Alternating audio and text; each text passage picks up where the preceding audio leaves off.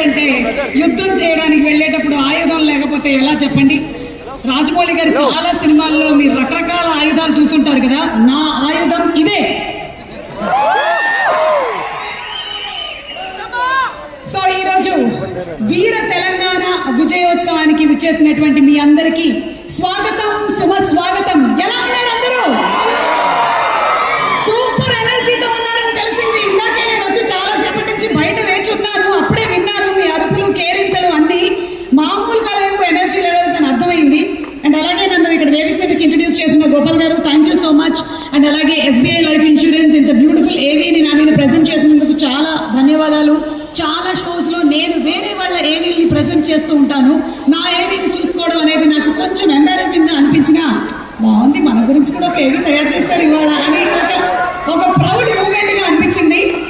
ఇక్కడ వచ్చినటువంటి ప్రతి ఒక్కరి లైఫ్లో ఇలాంటి ఒక మూమెంట్ తప్పకుండా రావాలి అని నేను మనస్ఫూర్తిగా కోరుకుంటున్నాను. మీరు సాధించేటువంటి విజయాలని బట్టి ఆ తర్వాత మీకు కూడా ఇలా ఏవీలు తయారు చేసి మీరు అవార్డులు, రివార్డులు సంపాదించుకోవాలి అని మనస్ఫూర్తిగా కోరుకుంటూ ఉన్నాను.